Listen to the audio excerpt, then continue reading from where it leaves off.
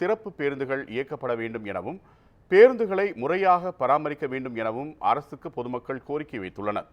இதுகுறித்து நமது செய்தியாளர் விவேக் அளித்த கூடுதல் தகவல்களை கேட்கலாம்.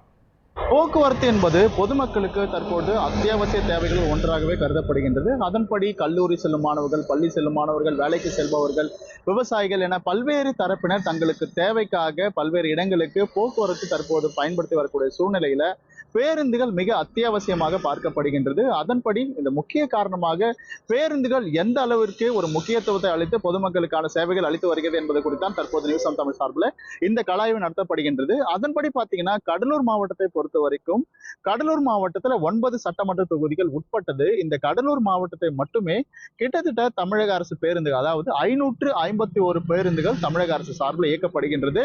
தனியார் பேருந்துகள் 400க்கும் மேற்பட்ட பேருந்துகள் கடலூர் வழியாக செல்கின்றது. இந்த 240 பேருந்துகள் மகளிர் விடியல் பயணம், அதே போல பல்வேறு கிராமங்களுக்கு செல்லும் பொழுது பள்ளி கல்லூரி மாணவர்களுக்கு செல்வது என அனைத்து தரப்பினரும் ஏற்று செல்லக்கூடியதாக இருக்கின்றது. அதன்படி கடலூர் மாவட்டத்தில் இந்த அரசு போக்குவரத்து கழகத்தில் பேருந்துகள் பார்த்தீங்கன்னா 5,75,000 பேர் சராசரியாக என்ற ஒரு நாள்ல பயணம் செய்கின்றனர். அதற்கான கணக்கெடுப்பு நம்முடைய போக்குவரத்து துறையிலிருந்து கிடைக்கப்பட்டது. அதன் அடிப்படையில் பார்த்தீங்கன்னா கடலூர் மாவட்டத்தில் 5,75,000 பேர் ஒரு நாள் சராசரியாக இந்த பயணத்தை மேற்கொள்கின்றனர்.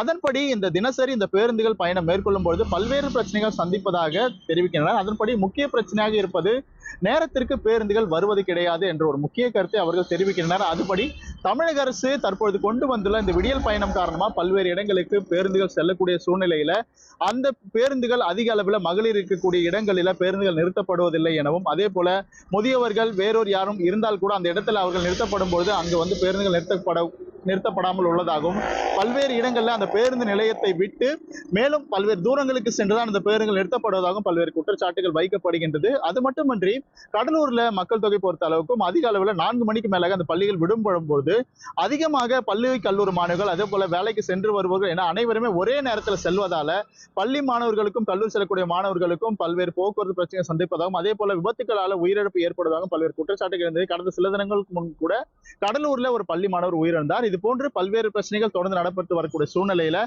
பள்ளி கல்லூரி மாணவர்களுக்காக ஏனெல்லாம் அவர்களுக்கு வந்து விடியல் பயணம் உள்ளிட்ட பேருந்துகள் இயக்கப்படுகின்றது. அதன் காரணமாக பள்ளி கல்லூரி மாணவர்கள் செல்வதற்காக சிறப்பு பேருந்து அந்த காலை மாலை நேரங்களில் இயக்கப்பட வேண்டும் என்ற ஒரு கோரிக்கையை வந்து பொதுமக்கள் தெரிவித்துள்ளனர். அதே போல பள்ளி கல்வி மாணவர்களுக்கு சிறப்பு தனியார் பேருந்து, அதே போல போக்குவரத்து எந்த இடையூறும் இன்றி பிரச்சனைகள் இல்லாமல் அரசு பேருந்தை பயன்படுத்த வேண்டும் என்பன உள்ளிட்ட பல்வேறு கருத்துக்களை கடலூர் தரப்பிலிருந்து தற்பொழுது பொதுமக்கள் வைத்துள்ளனர்.